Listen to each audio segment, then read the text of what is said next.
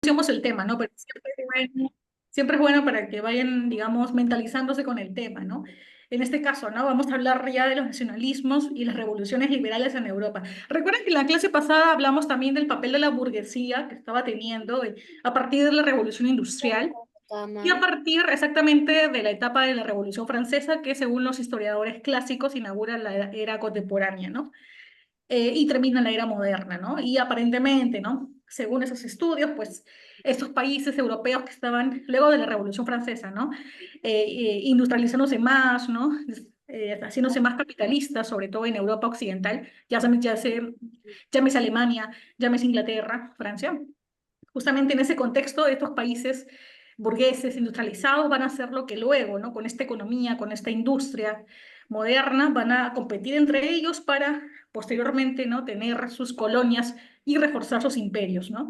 Es la época de los nacionalismos, del espíritu patriótico de los países, lo que va a llevar a su vez a construir estados-nación de tipo imperialista, ¿no? O sea, aún con gobernantes reyes, ¿no? Así sea un parlamento, el imperio alemán, el imperio, ¿no? Inglés, así van a haber muchos casos, ¿no? La época de los imperios que además colonizan África, Asia, ¿no?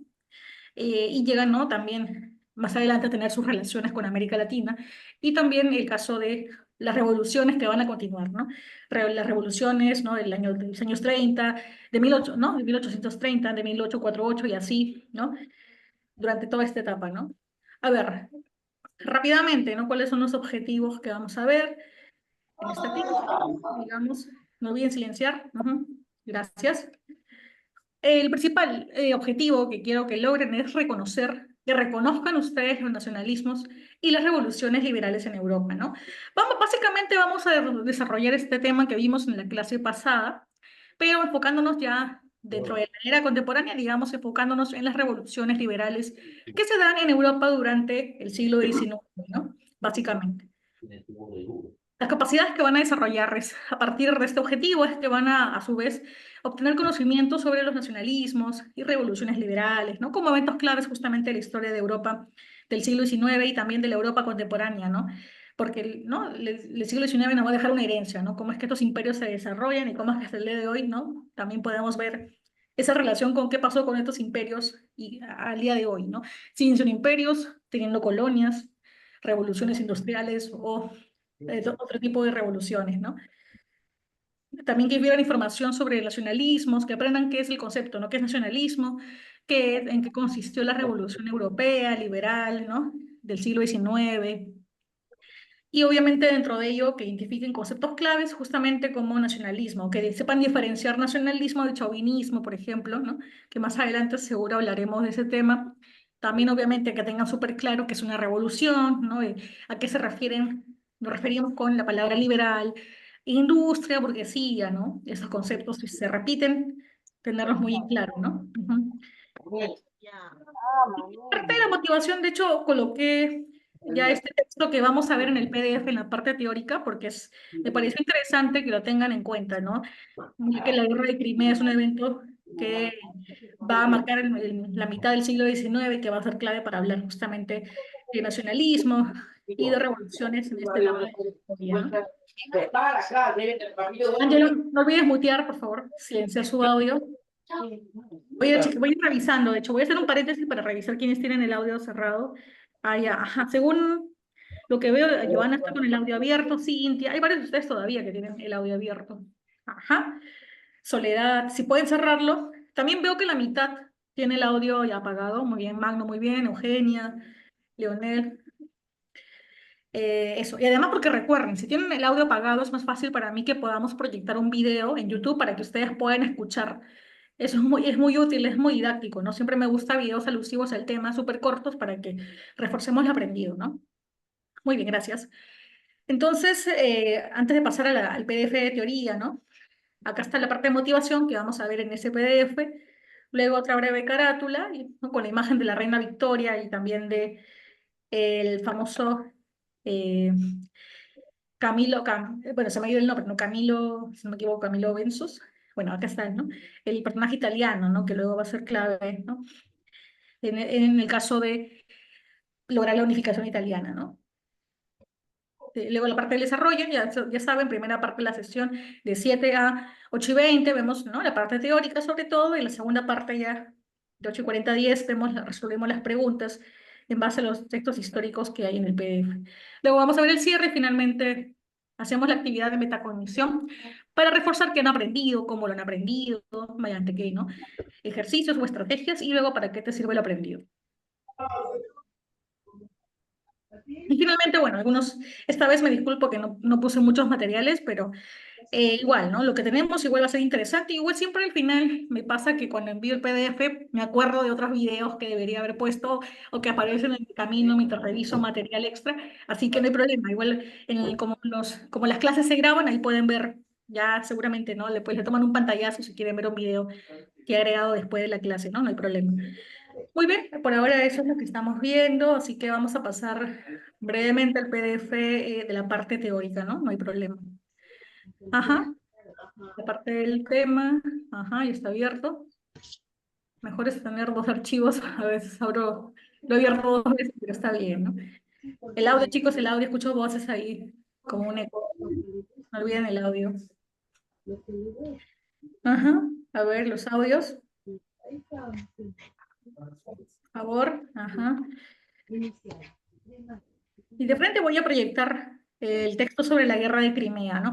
Ya saben, la dinámica de siempre voy a invitar primero a que participen voluntariamente para que puedan leer fragmentos del texto, para que la idea no sea que yo hable nada más y luego ya, ¿no? Cuando vea que ya puedo, ¿no? Yo continuar, lo hago, no hay problema. Solamente espéreme para compartir pantalla. Creo que sí, voy a intentar, a ver, voy a cerrar el video por mientras para que no haya problemas con la conexión. Vamos a ver. Ahora sí. Ajá, ahora todos los audios. Muy bien, veo todos los audios apagados. Eso me da gusto. Muchas gracias por haber atendido la indicación. Ahora vamos a compartir. Ajá, el texto sobre la guerra de Crimea. Simplemente gracias por la paciencia, pero a veces el mouse es un poco, ¿no? Mi mouse ya como es ya un poco anacrónico. A ver. Me comentan si lo ven, si les parece bien digamos, el tipo digamos, el zoom, si creen que debería quizá agrandar un poco más las letras, hacer un pantallazo para que se vea más grande el texto. Sí, profesora, ¿le podéis aumentar un poquito de zoom, porfa? ¿Ahí qué les parece? Ahí ¿O un está poco? bien. Ok, gracias, Magno. Muy bien, entonces, como siempre, voluntarios, voluntarias, no hay problema. Saben, yo igual ya sé quiénes participan, pero siempre es incentivo que sigan, ¿no? Sigan así. Y bueno, a ver quién se anima, sino para no estar escogiendo con la lista, ¿no? Porque siempre me gusta más que participen a estar llamando por lista como si fuera un cuartel militar.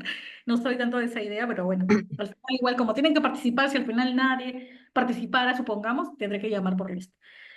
Eh, Sí. ¿Yo lo puedo hacer, profesora? claro, adelante, Magno, muchas gracias. El primer párrafo, ¿no? Por lo menos por ahora. Ujú. Ya, ok.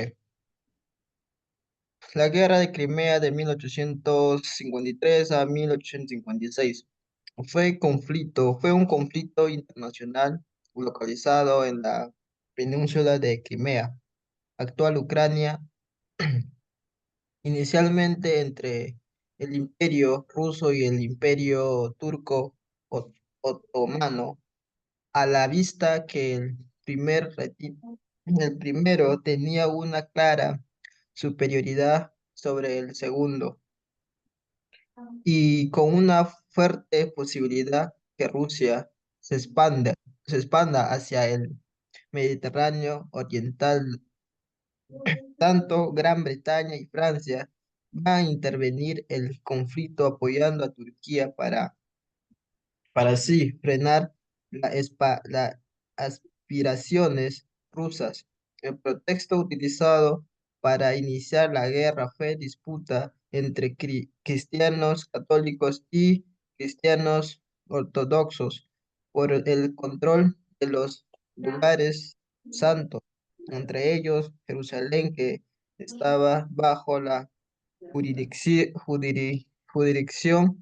del Imperio Turco. Muy bien, gracias, Magno. Entonces, ahí está el primer, simplemente para resumir, ¿no?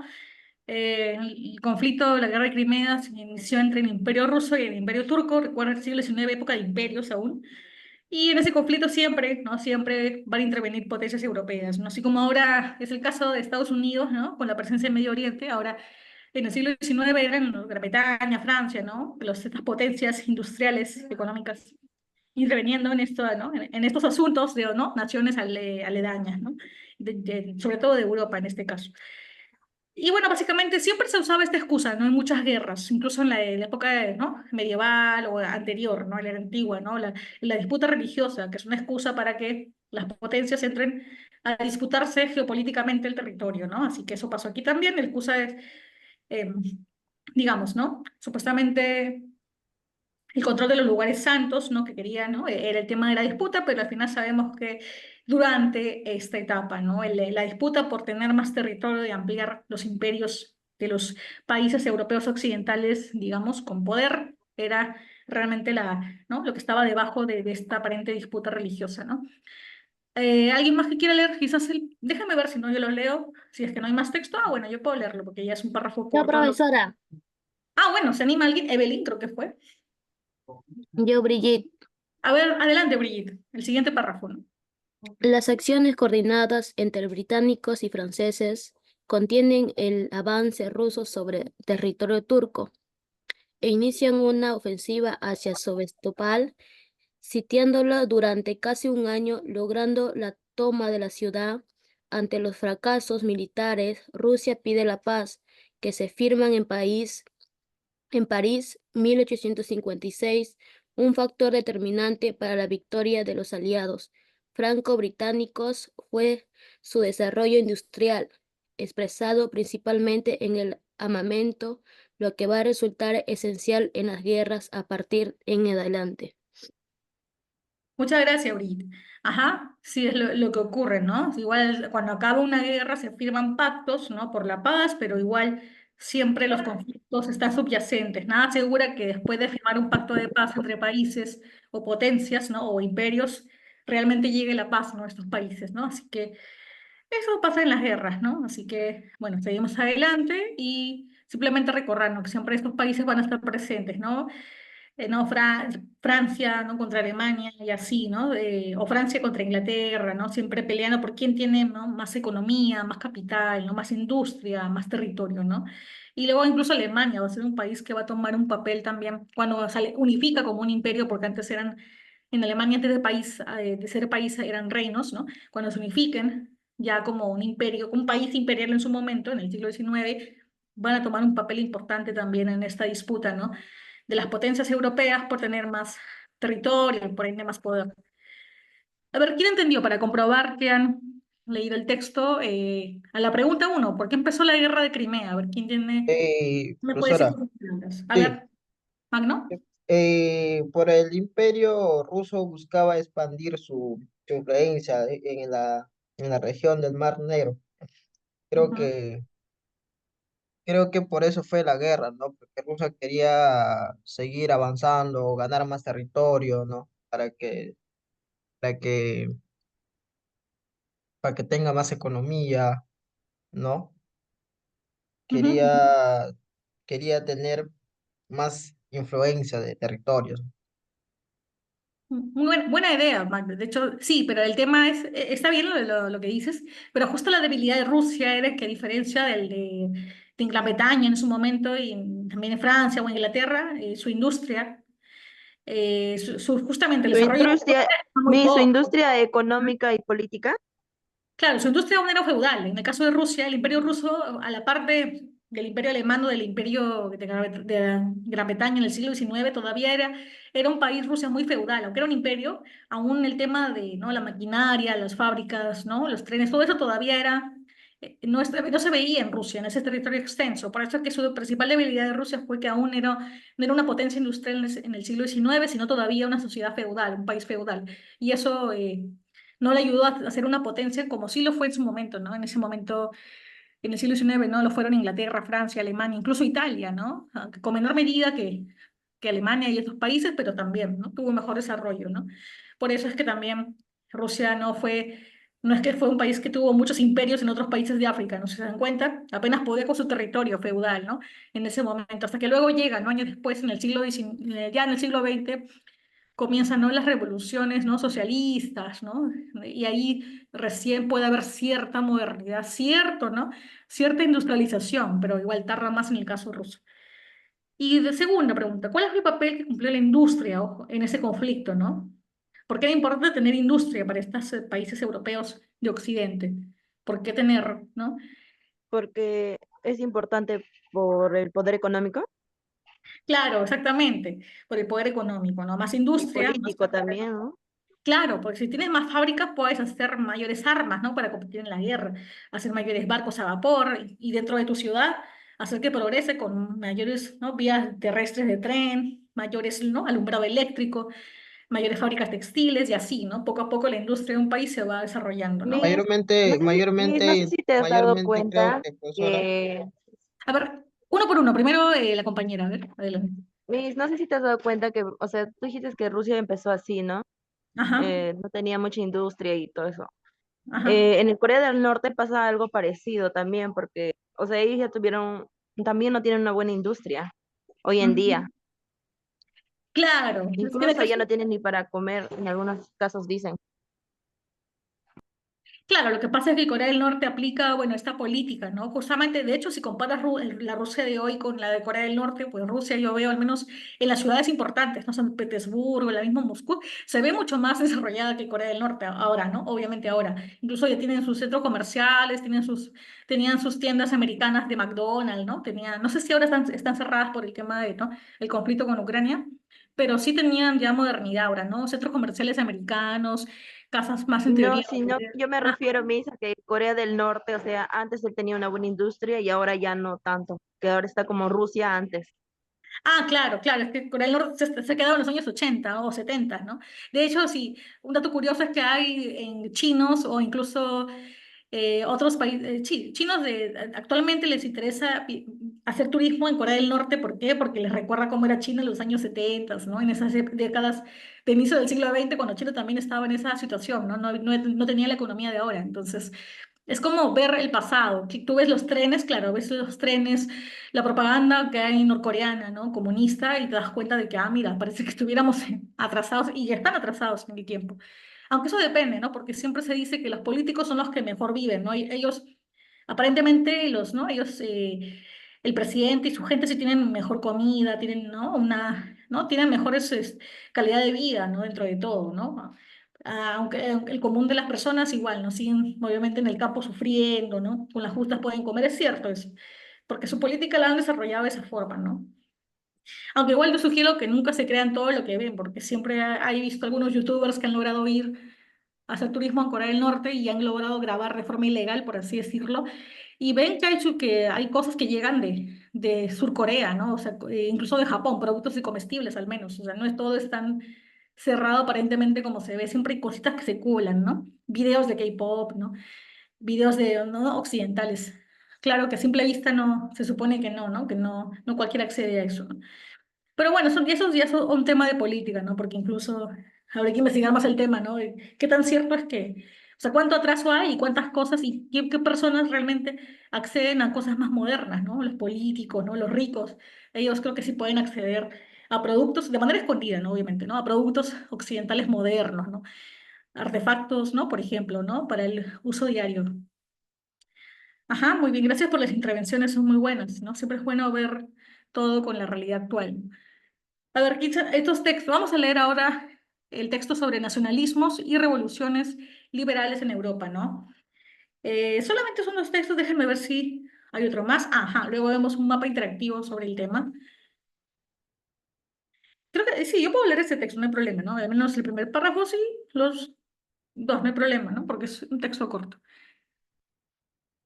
Las revoluciones liberales en algunos países de Europa serían el punto de inflexión para que el sistema capitalista se imponga.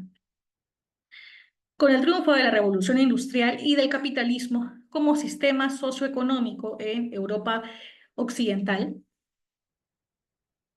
las burguesías de los diversos países industrializados empiezan a competir económicamente. y a expandir su influencia fuera de su propio territorio. Así comienzan las fuertes rivalidades entre las potencias que más adelante originarán las contiendas mundiales del siglo XX. En el presente capítulo analizaremos 4 países representativos de la segunda mitad del siglo XIX. Inglaterra, Francia, por ser las principales potencias industriales y coloniales, Italia y Alemania, por haberse unificado recientemente, ¿no? No mencionaremos a Rusia, pues a pesar de su poderío militar y amplitud territorial, no había logrado un eficiente desarrollo industrial, lo que la haría débil ante los conflictos ocurridos a inicios del siglo XX. Lo mismo sucede también con Austria, que sale muy debilitada de las revoluciones de 1848 y las guerras constantes contra los pueblos italianos, franceses y prusianos. Tampoco especificaremos la situación del Imperio turco, que se encontraba en decadencia y su desintegración solo era cuestión de tiempo. Bueno, como el texto nos dice, ¿no? Vamos a ver el caso de las revoluciones liberales, cómo se dieron aquí en Europa Occidental y cómo al mismo tiempo, a la par que había protestas, ¿no? constantes en países como Francia. Sabemos que ¿no? Luego de la Revolución Francesa igual, ¿no? Continuaron protestas en este siglo, ¿no? En los años del 30 y 40, ¿no?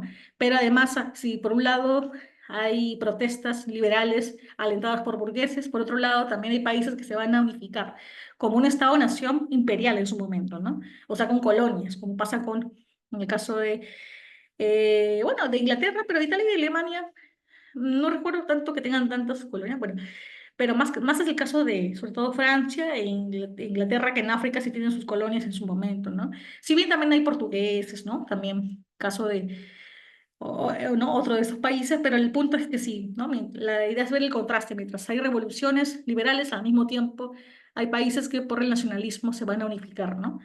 Así que, bueno, eso es lo que pasa en este siglo XIX, ¿no? Y aquí vemos un pequeño mapa, ¿no?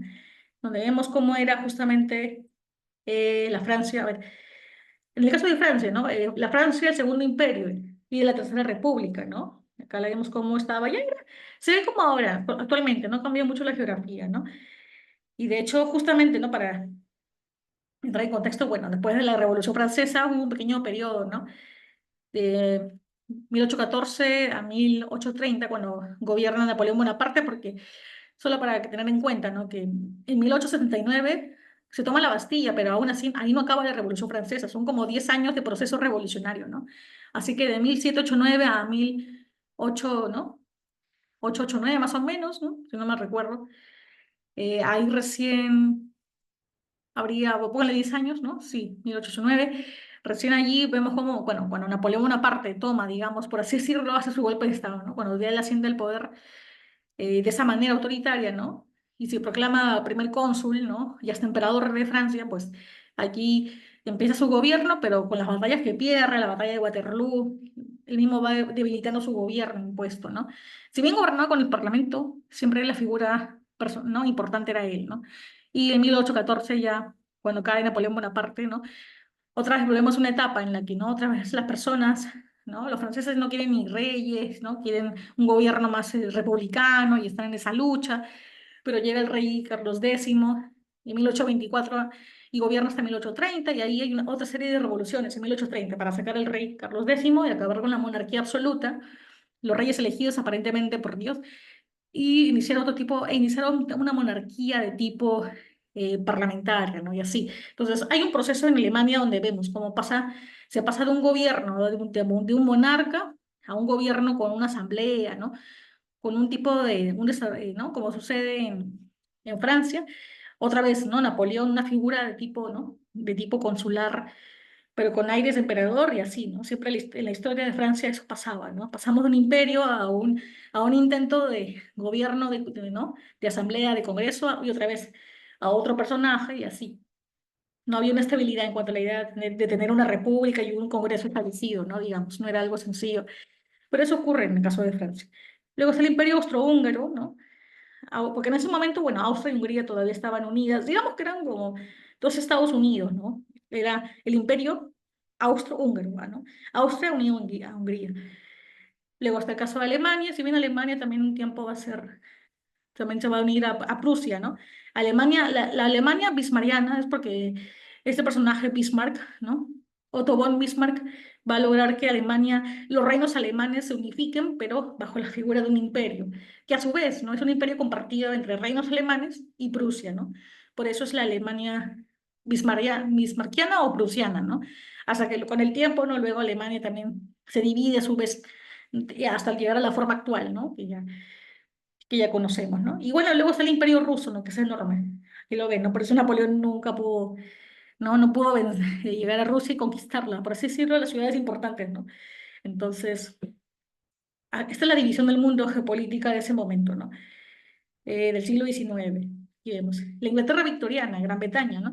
Siendo un país más chiquito, pues Gran Bretaña con la reina Victoria, que va a gobernar de 1837 a 1901, o sea, buena parte, casi prácticamente todo el siglo XIX, ¿no? Pues a que Gran Bretaña va a lograr expandir su imperio y tener justamente también territorios en África, ¿no? Sobre todo en el sur también. Sur de África, si no me equivoco también. Junto con Francia, que va a tener Francia en su momento Argelia, ¿no? A Profesora, perdón que te corte. La reina Isabel ¿qué país gobernaba? Sí, la reina Isabel también es de Inglaterra, pero es anterior a la reina Victoria. La reina Mm, Victoria, Victoria I, gobierna prácticamente todo el siglo XIX, ¿no? Desde 1837 hasta 1900 el año 1901. O sea, por eso ella es posterior, ¿no? Ella es la del siglo XIX, está marcado por la Inglaterra victoriana. ¿Han oído la frase Inglaterra victoriana? Ya se dice así porque la reina Victoria primero gobierna prácticamente todo el siglo XIX en Gran Bretaña y hace que crezca militarmente, que tenga colonias, ¿no? En África, incluso que tenga también que genere conflictos con China por la guerra del opio, ¿no? De este producto que se usaba digamos, era como para el fumar de la época, ¿no? Entonces, básicamente la Inglaterra victoriana es siglo XIX, ¿no? Así que, bueno, de hecho, si no me equivoco, la reina Victoria es la abuela de la famosa Anastasia, ¿no? Del Imperio Ruso, ¿no? De la hija del zar. Entonces, y tuvo muchos hijos que luego fueron, bueno, nietos, que fueron príncipes o reyes en otros países de Europa, ¿no? Así que, bueno, acá está Gran Bretaña, siendo un país tan pequeño, tuvo muchas posesiones, ¿no? Muchas colonias en África, en Asia también. En su momento la India también, ¿no? India fue una posesión británica también durante el siglo XIX. Entonces, para que vean algunos de los puntos, ¿no? Incluso ya comerciaba, si no me equivoco, ya, bueno, cuando se independiza, ¿no? Chile, Perú ya empieza su relación comercial, sobre todo con Chile, ¿no? Particularmente. Así que bueno, ahí está el caso del mapa del mundo en el siglo XIX y aquí, ¿quién se anima a leer, a ver, este primer párrafo sobre el auge y expansionismo británico, ¿no? La famosa era victoriana, ¿no? ¿Por qué? Por el nombre de la reina Victoria. Ajá, primero. ¿Algún voluntario o voluntaria? ¿Alguien nuevo? Yo mis Creo que es Ortiz, me parece. A ver. paredes, mis, Paredes, perdón. Adelante, Paredes. ya, contexto. Auge y expansionismo británico, la era victoriana. En el siglo XIX, Inglaterra se va a convertir en la primera potencia mundial gracias a la revolución industrial del siglo XVII y al fuerte control que tenía la burguesía sobre el Estado inglés a través del Parlamento. Para la década de 1840, Inglaterra se vuelve una verdadera reina de los mares, hegemonizando prácticamente el comercio ultramarino, tanto en sus exportaciones de productos manufacturados, textiles y en la importación de materias primas para su desarrollo industrial. ¿Sigo mis o solo el primer párrafo? Sí, creo que puede seguir porque tiene que ver, ¿no? También con... Ajá, el Ya, siguiente. ya. La cúspide del Imperio Británico llegará en el reinado de Victoria I de 1837 y 1901, donde el país anglosajón logra ampliar su influencia económica y política por todo el planeta, destacando los casos concretos de América Latina, los países islámicos y China, donde Inglaterra incluso desatará conflictos. Guerras del opio contra China en 1839 y 1842. Guerra de la Triple Alianza contra Paraguay en 1865 y 1870. con el objetivo de someter a su dominio económico en aquellas zonas. Muy bien, gracias. Justo creamos una imagen de la reina Victoria I, ¿no? Símbolo del auge británico. De hecho que sí, porque es una historia interesante, ¿no? Y al final, si nos queda tiempo ya, ¿no? En la última parte de la sesión, ahí vemos, muestra unos videitos, bueno, muy cortos, justamente, que hacen referencia al tráiler de una película. Bueno, hay muchas películas que se han hecho, obviamente, sobre la reina Victoria como personaje histórico, pero hay una que me pareció interesante también, ¿no? Que se estrenó hace unos años y ahí se ve, ¿no? El tráiler sobre la película de, ¿no? La historia de esta mujer, sobre todo porque en el caso de Inglaterra sí ha habido varias, ¿no? Reinas que han gobernado, digamos que han sido elegidas legítimamente o se han visto obligadas a ser elegidas porque de repente el padre, ¿no? Que era rey falleció y ellas eran las únicas herederas y muy jóvenes, ¿no? Tuvieron que ser reinas, como pasó también con Isabel bueno, la Isabel actual que falleció, ¿no? Sería Isabel segunda, ¿no? Porque la primera fue la de la época, la hija de Enrique VIII. Entonces, ¿no? Isabel segunda, la madre, ¿no? Justamente del príncipe Carlos, pues ella pues, es un caso particular. También con la reina Victoria pasa algo parecido, también era la única heredera, si no me equivoco, no tenía hermanos que pudieran ser los elegidos, porque siempre se estila, ¿no? Que el hombre sea el elegido por el sistema también patriarcal que hay en las casas imperiales. Pero en el caso de la reina Victoria, pues ella joven tuvo que asumir, ¿no? También ser, imagínense, tan joven, ser la reina, dirigir un país en el siglo XIX, un imperio, con su industria, hacerlo crecer, que tenga colonias, que trabajen y le den materia prima, para que este imperio las procese y luego las venda como textil o como té, ¿no? Industria del té u otras manufacturas, ¿no? Entonces, es un caso interesante, porque incluso ella se casa joven con un hombre que ama, que no, bueno, obviamente, no era el que le sugerían que sea el tipo noble, ¿no? Con el que ella debía casarse, sino un tipo más de corte, ¿no? Militar, pero bueno, se casa con esta persona, igual, ¿no? En viuda joven, y nunca más se casa, y dicen que desde ahí usó ropa de luto, ¿no? Y nunca más se casó. Entonces, por eso que también esta era victoriana se caracteriza por los trajes de las mujeres de color negro o sobrios, oscuros, supuestamente inspirado en la reina Victoria, ¿no? Que empezó a usar ese traje así, ¿no? Desde que enviudó. Así que bueno, un dato simplemente, ¿no? Una curiosidad real, ¿no? Sobre el caso, hablando ya de la reina Victoria, ¿no? Bueno, y al final Miss, quizá muestre un poquito de ese video, ¿sí? Adelante. Miss, no va a mostrar, antes siempre me mostraba un video así al inicio de la clase. Ah, sí, lo que Hoy día pasa es no que va a esta vez, mostrar. sí, esta vez decidí cambiar un poco la dinámica por el tema, ¿no? De mostrar ese texto, como es un tema de historia, quizás el siglo XIX puede ser un poco pesado de ver. Quizá lo que podría hacer es, de repente, si acabamos este bloque teórico, ¿no? Con algo de tiempo, si nos quedan unos minutos, ahí muestro quizá el video sobre la reina Victoria, ¿no? Que puede ser. O sobre el caso de, ¿no? La revuelta francesa también, que también vamos a ver en este texto, ¿no? En esta parte de la teoría. Ahí vamos viendo, ¿no? Dependiendo de eso. Porque la dinámica es variante. Puedo mostrar un video o mostrarles un texto.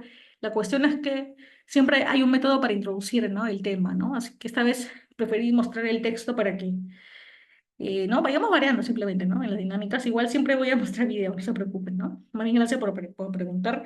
Sí, van a haber videos ilustrativos, pero ya dependerá si los muestro al final de la clase, al final de la teoría o de la parte práctica. A ver, otros textos más, ¿no? Bastante contenido tenemos en esta parte teórica. El punto 2, revoluciones liberales, que también ocurren en el siglo XIX. ¿Algún voluntario que quiera leer? ¿Voluntaria? Mientras voy a Sí, buenas agrandar. noches. Yo, Miss González. Adelante, González. Ujú. Ya. Dice revoluciones liberales.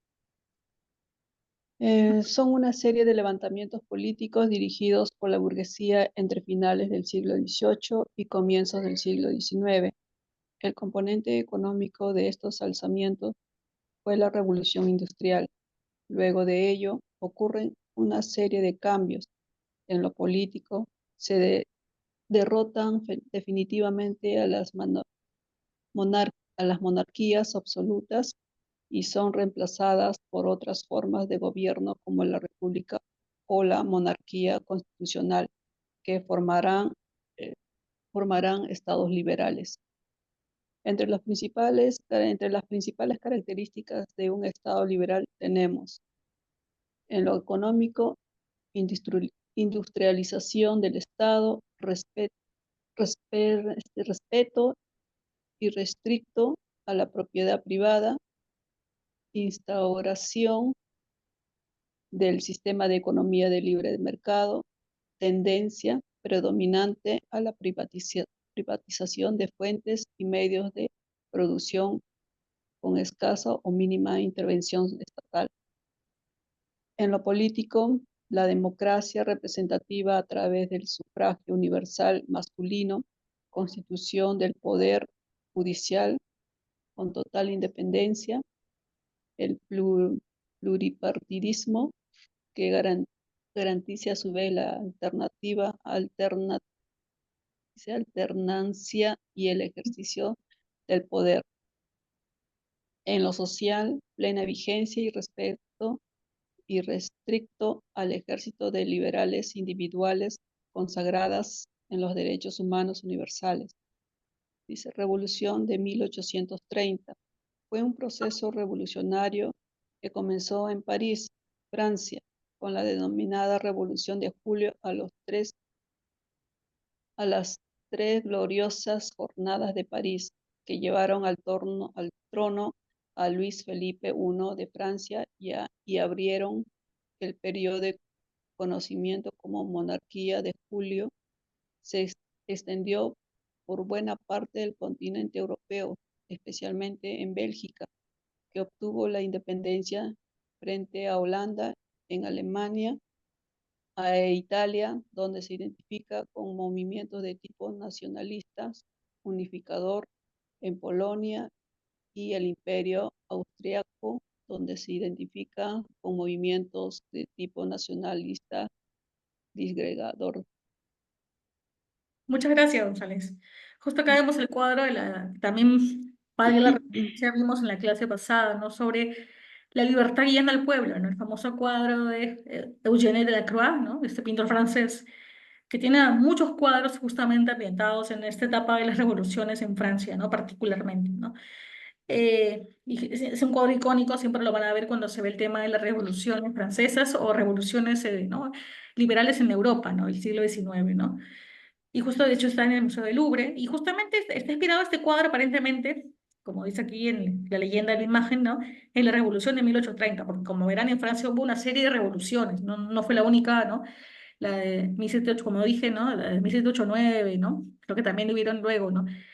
En el siglo XIX, ¿no? Las jornadas, ¿no? Varios días de revolución, ¿no? La Revolución de 1830, llamada también Revolución de Julio, o de las tres gloriosas jornadas de París.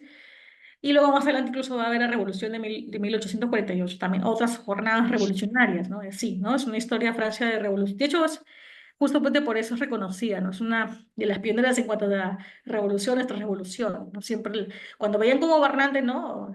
Monarca especialmente, ¿no? O incluso puesto por el Congreso, ¿no? Si veían que no les agradaba, igual, ¿no? Hacían jornadas, protestas para que, si no quiere dejar el poder, obligarlo a salir de esa forma, ¿no? Mediante las revueltas, ¿no? Así que bueno, es el famoso cuadro, ¿no? De la libertad. Supuestamente esta figura encarna la libertad como un ideal, ¿no? Personificado, de hecho, ¿no? Convertido en persona, supuestamente en una mujer, ¿no? Que sería la madre patria francesa, ¿no? La libertad guiando al pueblo, ¿no? Y ahí, porque de hecho más adelante, ¿no? Cuando si hay tiempo para ver los videos, justo coloqué uno basado en la película Los Miserables, ¿no? Que a su vez, ¿no? Es una película basada en la novela de Victor Hugo, el famoso escritor francés, que tiene esta novela y la ambienta en la época justamente en este siglo XIX, ¿no? Y específicamente en esos años de la restauración de la monarquía, ¿no? Que va de 1815 a 1830, ¿no? Donde igual entre esa lucha entre los burgueses unidos a los, ¿no? proletarios para que la burguesía no retome el poder, ¿no? O no por mucho tiempo. Entonces, eso más adelante lo vamos a ver, ¿no? Porque de hecho que Los Miserables es una buena película para hablar justamente de esta etapa de revoluciones en Francia. Ajá, a ver, acá hay otra más, voy a disminuir un poco, eh, a ver, algún otro voluntario, pero para leer la etapa de la revolución ya de 1848, ¿no? Y luego la parte de Francia, ¿no? Del Segundo Imperio y la Tercera República, ¿no? Cómo pasamos de 1830, ¿no? A las otras jornadas de revolución de 1848 y luego pasamos finalmente, ¿no? A una etapa de Segundo Imperio y así, ¿no? Luego a otra etapa llamada Tercera República, ¿no? Que es una etapa, por acá veo mensajes, ¿no? Ah, dice Finalmente que me quedan bacanos. Evelyn, si lo puede leer. En Adelante, Belloso he probado y eran hermosos. Me queda bacán. Evelyn, puedes leer Ah, la parte 2 si quieres. ¿qué? ¿Cómo despacio? Evelyn, sí, la parte de la Es revolución igual que de 1848, ¿no? A ver si... Hay un audio prendido, profesor. Hay un audio prendido, a ver, apaguen los audios, chicos. Están ahí, creo. Ya yo voy a escuchar tu clase. Bueno, a ver si pueden apagar, no olviden los audios, chicos, porque también es una falta de respeto también cuando ¿no? Está el audio abierto porque participa un compañero o compañera de ustedes y un estudiante y no se puede concentrar para participar si está prendido. Bueno, gracias por apagarlo. A ver, adelante, Evelyn, puedes leer la revolución. Déjame ver si... Ah, ya, revolución y luego la parte A, ¿no? De score, también un párrafo, ¿no? El 2 y el A, ¿no? Revolución de 848 y también la parte de Francia.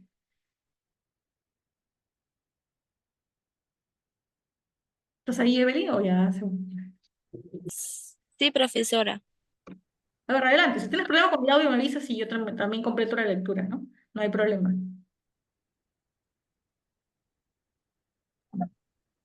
Revolución de 1848.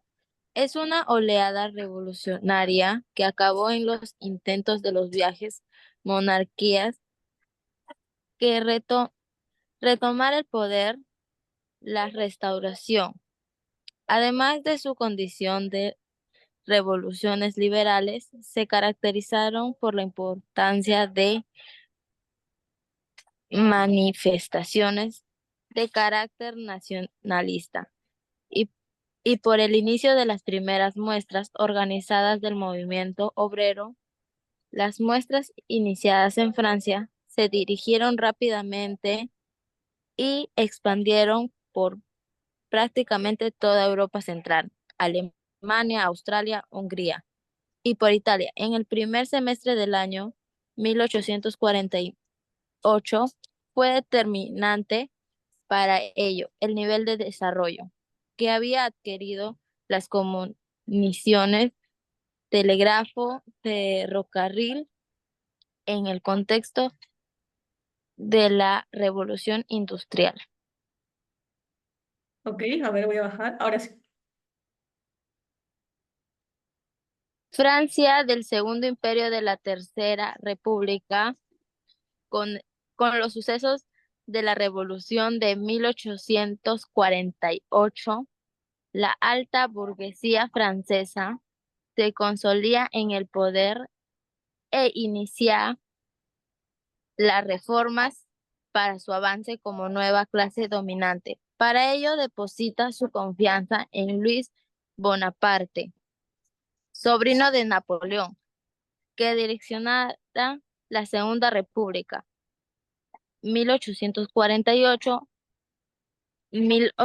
1848-1852. Una de las condiciones para el desenvolvimiento económico de la burguesía era estabilidad política, la cual el sistema republicano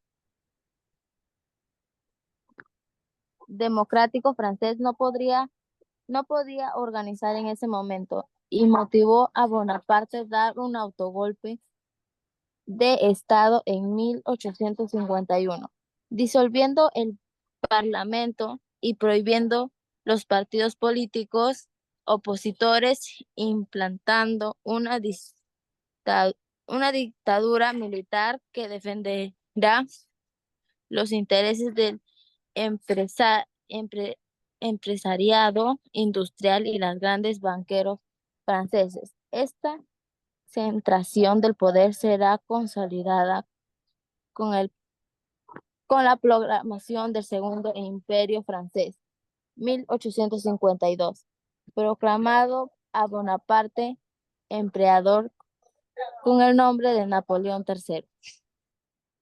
Muy bien, gracias por leer, Evelyn. Justamente, ¿no? Esa última parte sobre todo, ¿no? Cómo, si bien la monarquía quiere recuperar el poder, bueno, igual las revoluciones fracasan, pero si por un lado una persona no puede tener el poder, por otro lado otra persona lo va a buscar y lo va a lograr, como el caso del sobrino, ¿no? De Napoleón Bonaparte, ¿no? Que va a ser llamado Napoleón III, ¿no? Quien va a aprovechar justamente, ¿no? Esta época de convulsiones, de protestas, de no poder haber una estabilidad en el gobierno y que no se pueda formar una república francesa con estabilidad durante años, aprovecha esa etapa para justamente, ¿no? Poder también, como su tío, ¿no? En su momento dar su golpe de Estado, acabar con la Comuna de París, que era esa especie de gobierno instalado por los pequeños burgueses de la clase media, no, de la clase media y baja, ¿no? Junto a los proletariados, ¿no? Acabaron con ese periodo de la Comuna, el gobierno, ¿no? Del pueblo, ¿no? Que gobernó entre el año 1840 si no me equivoco, ¿no? Entre 1848 y 1852, y le da golpe de Estado a la Comuna, y así, otra vez, ¿no? Volvemos a una etapa de un gobierno de otra persona, ¿no? Que va a tener el poder, que es Napoleón III, Napoleón Bonaparte, ¿no? Y así se instala el segundo imperio francés, ¿no? Al mando de Napoleón Bonaparte, ¿no? Napoleón III, sobrino de Napoleón, ¿no?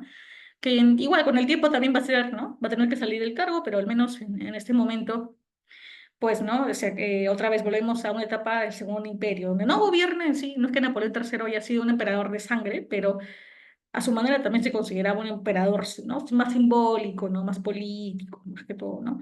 Y con él pasamos de una etapa, ¿no? De revoluciones a un Segundo Imperio, ¿no? Bueno, justo acá está, este texto habla un poco de la biografía de este personaje, ¿no? Del gobierno napoleónico, ¿no? Bueno, yo puedo leerlo, sí, porque yo creo que sí, podría leer esta parte como para después entrar al nacionalismo, ¿no? El nuevo gobierno napoleónico se caracterizara por su conservadurismo político, la lucha y persecución a la oposición, ¿no? Liberales, radicales, socialistas incluso, anarquistas también eran perseguidos. El impulso del desarrollo capitalista, emprendiéndose en la segunda revolución industrial en Francia, ¿no? Ya con Napoleón III. Luego, la expansión colonialista, ¿no? Principalmente en África del Norte e Indochina, ¿no? Ahí donde Francia va a tener, esta Francia imperial va a tener su dominio, sus colonias, ¿no? En África del Norte e Indochina, ¿no? Y la reorientación de la política internacional francesa, con las intervenciones de los diversos conflictos europeos y extraeuropeos. La participación de Francia, de la Francia neonapoleónica en la Guerra de Crimea entre 1853 y 1856, ajá, y en el conflicto austro-italiano, ¿no?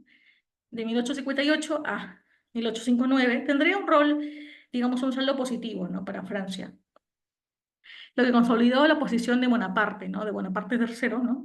Dentro de su país.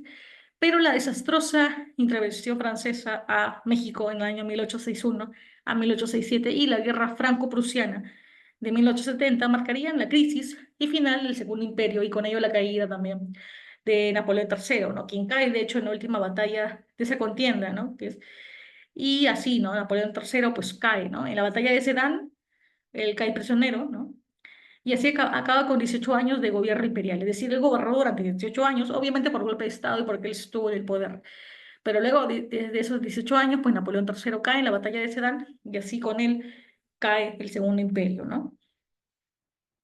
Y durante la difícil coyuntura política de Francia, con el derrocamiento de Bonaparte III y la ocupación del país por las tropas prusianas, los obreros y la pequeña burguesía de París, inspirados en los ideales del socialismo y el anarquismo, instalan, de hecho, un gobierno democrático popular conocido por la Comuna de París, ajá, esta es la Comuna, en la que se realizan reformas sociopolíticas a favor de las mayorías. Igual no va a durar mucho la Comuna de París, ahí me faltó un dato, ¿no? Pero el proyecto fracasaría, ¿no? Ajá, ahí está, la Comuna de París fracasa, de hecho, ¿no? Dura poco tiempo y va a ser aplastada por los reaccionarios y grandes burgueses franceses, que no duraron en pedir ayuda a los invasores prusianos para salvaguardar sus intereses como clase dominante. Con la derrota de la Comuna, se proclamará la Tercera República Francesa, ajá, en 1871, basada formalmente en los principios del liberalismo político, pero con la continuación del predominio de la alta burguesía en el poder. Ajá, ese es el dato, ¿no? Bueno, que quería aclarar justamente que, claro, cae Napoleón III, y luego se instala, bueno, cuando cae, ¿no? Este personaje, y con él el Segundo Imperio, pues la Comuna de París aprovecha, ¿no? Aprovecha este grupo de proletarios de las clases bajas para aliarse con los burgueses también de las clases bajas, medias, para que así formen esta especie de gobierno, ¿no? Del pueblo, gobierno proletario, más tirando por el pueblo, ¿no? Lo que ahora sería un gobierno, entre comillas, socialista, ¿no? Pero, obviamente, ¿no? Un gobierno de ese estilo, un gobierno que gobierna para el pueblo, dura poco, ¿no? Porque siempre hay ambiciones políticas y los burgueses más grandes, con mayores empresas, ¿no? Los que tenían mayor poder político y económico, pues terminan, ¿no? Acabando con la Comuna porque salían con los prusianos y les dicen invadan Francia porque queremos acabar con la Comuna. Entonces así hacen que, ¿no? puedan ellos, ¿no? O nuevamente aliarse en el poder, ¿no? Porque con la derrota de la Comuna se proclama ahora sí otra etapa de gobierno, ¿no? La Tercera República Francesa, ¿no? En el año 1871, ¿no? Y obviamente en esa Tercera República los que sí iban a tener ¿no? el mayor beneficio iban a ser los burgueses más grandes, ¿no? Los grandes burgueses franceses, ¿no? Los que tenían más poder, ¿no? Más empresas, más capital, ¿no? Y así es como la alta burguesía, ¿no? Llega al poder, ¿no? Siempre recuerden eso, ¿no? Las personas que tienen dinero, ¿no? Buenas alianzas políticas van a ser los que van a tener, ¿no? Más probabilidades de tener poder político, ¿no? Mayor beneficio en los gobiernos. Y bueno, ¿quién desea esa parte leer de nacionalismo para saber qué es nacionalismo? Yo, profesora Cintia. A ver, Cintia, adelante. Ajá, adelante. Nacionalismo es la ideología que pone una determinada nación como el único referente a la identidad social, cultural y especial, parte de dos principios básicos con respecto a la relación entre la nación y el Estado. El principio de la soberanía nacional. La nación es la única base legítima para el Estado. El principio de nacionalidad. Cada nación debe formar su propio Estado y que las fronteras del Estado debería coincidir con las de la nación. ¿Sigo? Sí, claro, ¿qué es la nación, no? ¿Qué es la nación? Tiene varias acepciones. Uno, en el ámbito jurídico político, es un sujeto político en el que se reside la soberanía de un Estado. En lo cultural es una comunidad humana con ciertas características culturales comunes a las que dota de un sentido ético-político. Otros, Estado, país, territorio o habitantes de ellos, etnia, pueblo, etc. Muy bien, ahí tenemos el concepto de nación. Tú misma, ¿no? Si entendiste en tus propias palabras, ¿qué sería para ti en una oración nacionalismo, ¿no? Y nación, ¿no? El nacionalismo es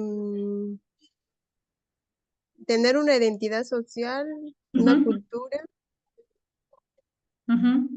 tener sus principios básicos Ajá, muy bien, va muy bien.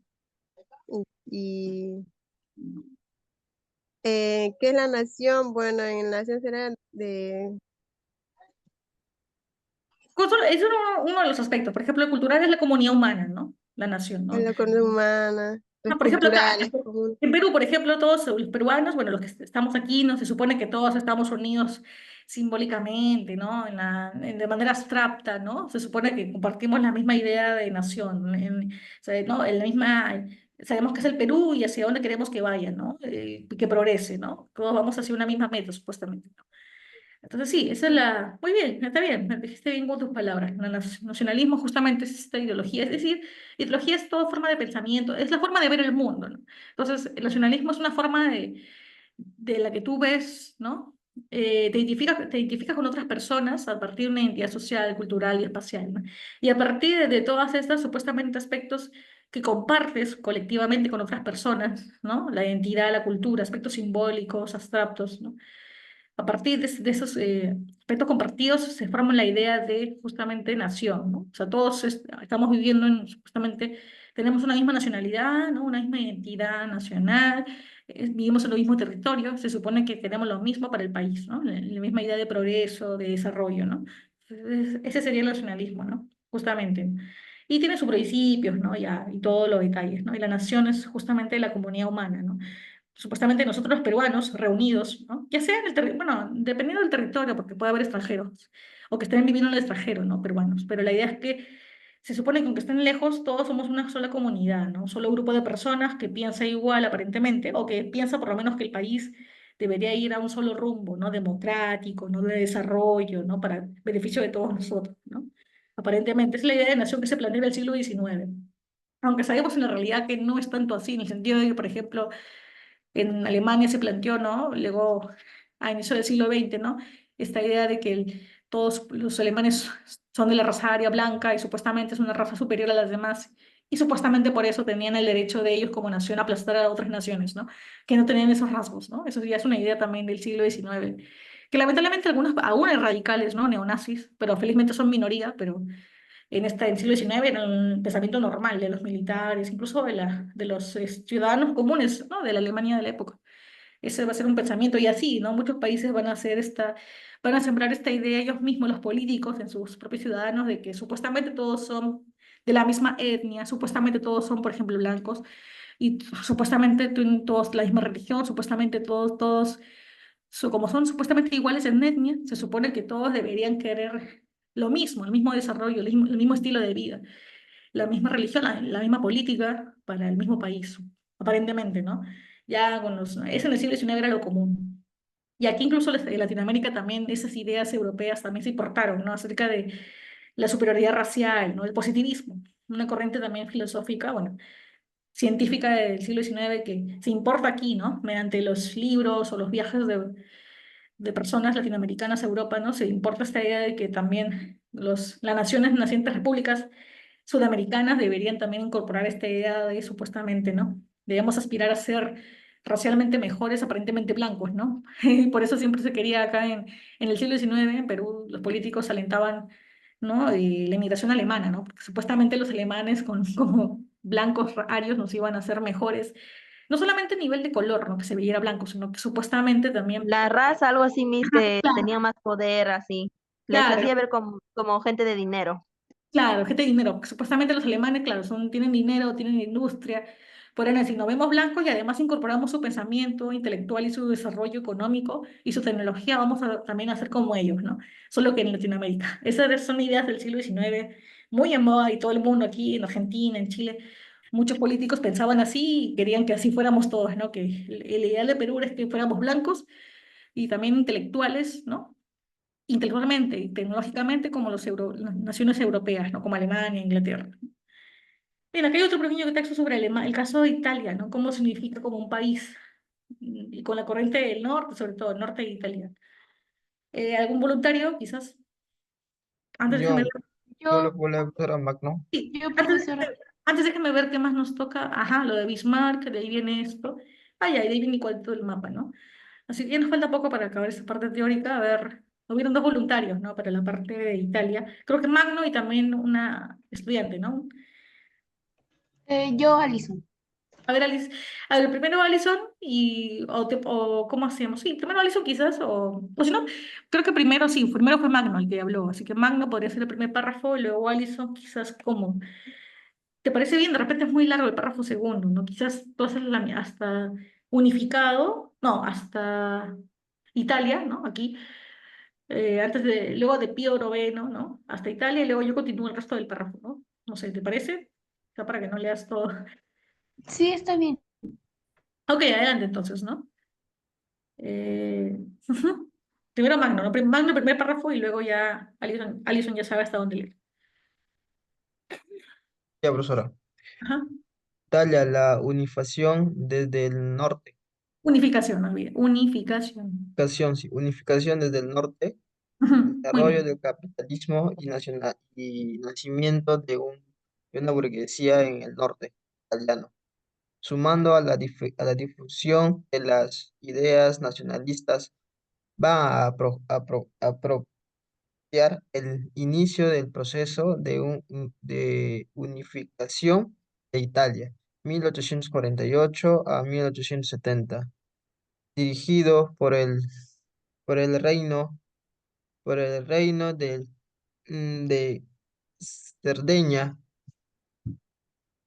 Piamonte, y que tuvieron como principal representante político a, a Camilo Benso, conde, conde de Cavour, para lograr aquel objetivo que necesario, el objetivo era necesario acabar con la hegemonía política de Austria, Austria en Europa, Austria. contin- Austria en Europa Ujú. continental, la cual fuerte, tenía una fuerte inflación, influencia en los territorios italianos, desarrollándose diversas guerras. En 1848 a 1849, 1858, 1859, que conllevaría a la independencia de la, de la península Ujú. itálica. Muchas gracias, Magno. Ajá. A ver, ahora le tocaría a Alison hasta la parte que le dije, ¿no? Ajá. Italiana.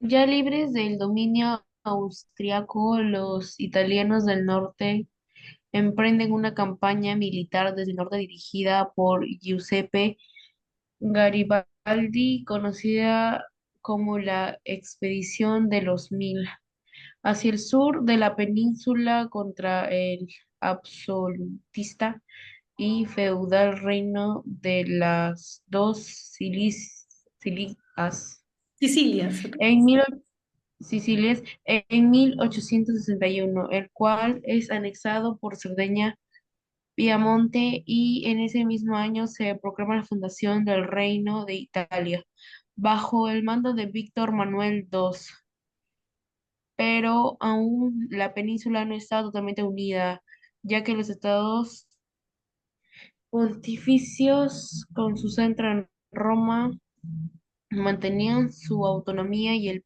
Papa Pío Noveno, ¿no? Noveno, nueve. Noveno. IX se negaba rotundamente a su incorporación con Italia. Muy bien, gracias. Finalmente, aprovechando el contexto de la guerra franco-prusiana, habrá que recordar que Francia era la protectora de los estados de la Iglesia. Las fuerzas italianas que toman Roma en 1870 y la proclaman como capital del reino unificado. Fue así como concluye la unificación italiana, un proceso impulsado por la burguesía y que supo neutralizar los reclamos y proyectos de la clase obrera italiana. Pero un problema que se presentó fue que Italia no presenció el despegue de su economía industrial como se esperaba, lo que motivó a que algunas zonas de la península, como el sur italiano, continúen en la postración económica y social. Caso contrario, pasaría en Alemania, es decir, brevemente, ¿no? Aquí, a diferencia del caso alemán, donde prácticamente todo el imperio, ¿no? fue beneficiado con la tecnología, ¿no? el capitalismo, la industria. En el caso de Italia, al ser, ¿no? Venir esta idea de unificación de la corriente del norte, ¿no? Eh, del norte con Camilo Benso y en el sur con Garibaldi, pues no hubo esa compenetración totalmente a la hora de unificarse los reinos, ¿no? Siempre hubo la parte del norte se desarrolló más que la del sur, ¿no? A nivel político, a nivel de industria. Y por eso que en el sur, al haber esa falencia, ¿no? Al no haber hecho políticas adecuadas para que el sur de Italia también se desarrolle, ¿no? Con el imperio italiano, ¿no? Y nacido. Eso ocasionó que hubieran todavía zonas feudales, digamos, cierto feudalismo en el sur de Italia. Por eso es que muchos italianos de la zona rural o citadina del sur, al verse todavía en la pobreza y todavía en una etapa más feudal, migran, ¿no? Del sur de Italia y migran curiosamente a Argentina. Es la etapa, ¿no? de la época de historia de Marco, ¿no? El personaje literario, ¿no? Justo mucho, esta zona del sur de Italia, de ahí, ¿no? De estas zonas vinieron muchos italianos migrando a la Argentina o las repúblicas de Sudamérica que en ese momento se veían como más prometedoras económicamente, ¿no? Que el sur de Italia mismo, ¿no? Y ¿no? van a migrar muchos de Génova, de muchas de esas zonas, ¿no? Entonces, eso explica por qué la migración italiana masiva se dio en el siglo XIX, por más que supuestamente Italia era un imperio que se estaba desarrollando, pues no, en el sur de Italia la situación todavía era compleja, ¿no? Era feudal. Eh, y luego Alemania, la Alemania de la era de Bismarck, del prusiano Bismarck, que hizo que, ¿no? Alemania se unifique, pero con un enfoque prusiano, ¿no? O sea, con la alianza, todavía, ¿no? Con el poder de Prusia. Yo puedo leer este texto, creo, porque ya es corto, ¿no? Desde el siglo XVIII surge en Europa una nueva potencia con fuertes perfiles expansionistas, que es Prusia. Durante las guerras napoleónicas y en el Congreso de Viena, su participación sería fundamental, más aún con la conformación de la Confederación Germánica en 1815, integrada por los diversos estados alemanes, Prusia y Austria. con el desarrollo de la industrialización de la zona oeste de Alemania, ¿no? Que son Renania y Westfalia, y la necesidad de la aristocracia prusiana, ¿no? Los Junkers, de expandir su influencia en Europa Central, se acuerda la Unión Aduanera, ¿no? Llamada Zollverein, en 1834. Este hecho sería el primer paso para la unificación de la futura Alemania.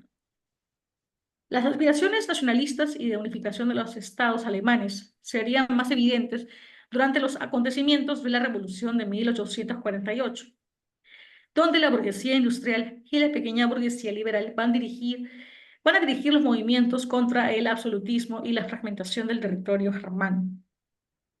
Si bien no se logró la unificación en ese momento, siguieron dando pasos importantes para la posterior integración alemana, como la formación de parlamentos representativos. Es decir, si bien Alemania en ese momento se integra, en el siglo XIX los reinos alemanes se unen en un gran reino germano, igual este reino germano era, digamos, en la práctica un reino, un imperio donde estaba Alemania unida a Prusia, ¿no?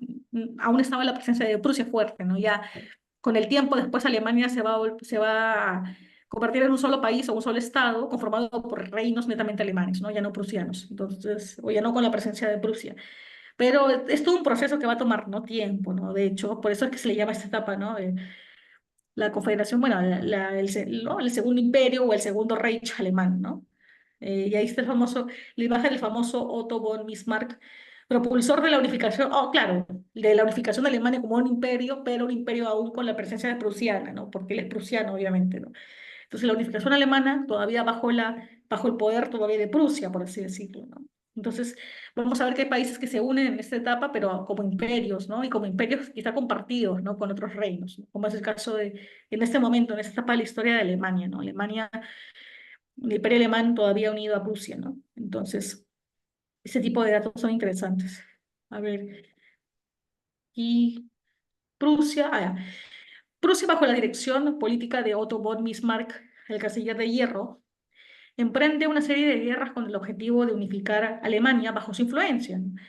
El primer conflicto contra Dinamarca por el control de los ducados de Holstein y de voy a intentar pronunciarlo Schleswig, en 1864. Otro obstáculo para la Unión Alemana eran las aspiraciones de Austria, ¿no? Las cuales van a ser neutralizadas con la victoria prusiana en la Guerra de las 7 Semanas, ¿no? De 1866, por lo que se disuelve la Confederación Germánica y se forma la Federación de Alemania del Norte, ¿no? La conclusión del proceso de unificación se dará con la Guerra Franco-Prusiana de 1870, ¿no? Dato clave, donde los reinos de Baviera, de Württemberg y de Baden se integran a la federación, naciendo de esa forma el Imperio Alemán en 1871, con la juramentación de Guillermo I como emperador en Versalles. Presenciamos el surgimiento de un nuevo protagonista político en Europa, ¿no? Alemania, fortalecida más aún con su rápida expansión territorial y que resultaría en un rival para Gran Bretaña y para Francia en la carrera industrial y en el control de colonias. El canciller Bismarck formaría una serie de alianzas conocidas como el Sistema Bismarck, con el fin de aislar a Francia y consolidar su hegemonía en Europa continental, convirtiendo a Alemania en una potencia imperialista, ¿no? Así que aquí vemos un resumen, ¿no? De cómo, justamente cuando ya Alemania se inaugura como imperio, ¿no? En 1871 nace como un imperio, obviamente, como todo imperio, tiene que tener su emperador, en este caso Guillermo I, ¿no? Quien nació en Versalles, Francia, pero ya juramenta como emperador ya alemán, ¿no?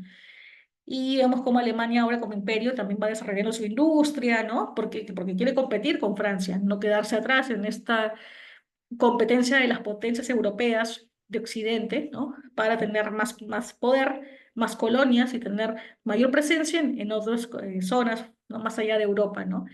Que era clave para la época. El siglo XIX es la época de los imperios que compiten con su industria para tener más colonias, ¿no? De todas maneras. Y aquí un pequeño cuadrito, ¿no? De las revoluciones liberales, un pequeño resumen de lo que hemos visto hasta ahora sobre la revolución liberal y sobre también los nacionalismos, ¿no? Bueno, si alguien se anima a leerlo, si no, yo también lo di en última repasada. A ver, voy a checar un poco porque, ajá, ahora se ve mejor, ¿no? ¿Alguien quiere leer el resumen? He hecho mapa conceptual sobre las revoluciones. Esa es la última parte ya para acabar la teoría.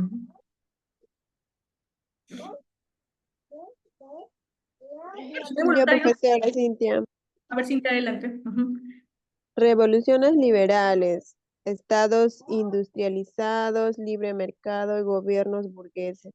Revolución de 1830 en Francia. Fin de absolutismo Carlos V, inicio de la monarquía constitucional Luis Felipe I de Orleans. En Países Bajos, independencia de Bélgica.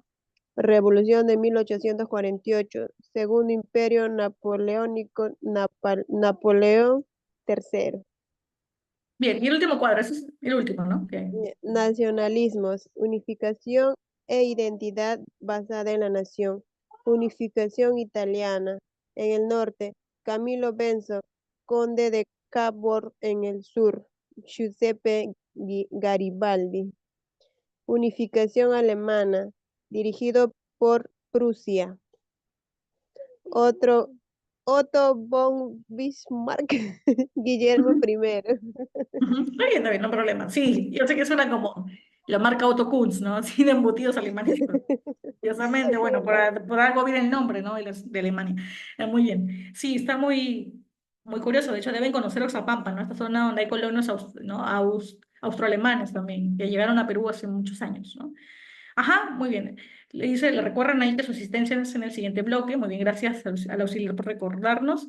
Y con esto acabaríamos la parte teórica. Si alguno tiene alguna duda, de algún punto, de algún concepto, si les quedó claro, también es bueno saber, ¿no? Qué es nacionalismo y qué eran las revoluciones liberales durante el siglo XIX. ¿Alguna duda? Si no, para rápidamente, ¿no? Quizá presentar un videito alusivo o ya, ¿no? Pasar al break en todo caso, porque nos queda un minuto, ¿no? Sería mejor, yo creo, que pasemos al break. Si es que no hay preguntas, pasamos, ¿no? A la etapa del break y ya en la parte ¿no?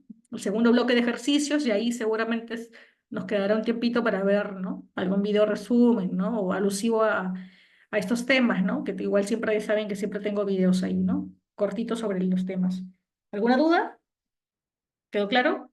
Si quedó claro, me dicen, no, sí, profesora, ¿no? Sí, profesor. Sí, sí, Miss, Profesora, quedó sí, mis, Muchas quedó gracias. clarito. Muy Sí, bien. mis. claro. Qué bueno, que me parece muy bien. Bueno, chicos, entonces nos vemos en la segunda parte, ¿no? A las 8:40 y bueno, ¿no? Tomen su break, aprovechen, ¿no? Para hacer esto, ¿no? Tener esta etapa de descanso, ¿no? Ujú.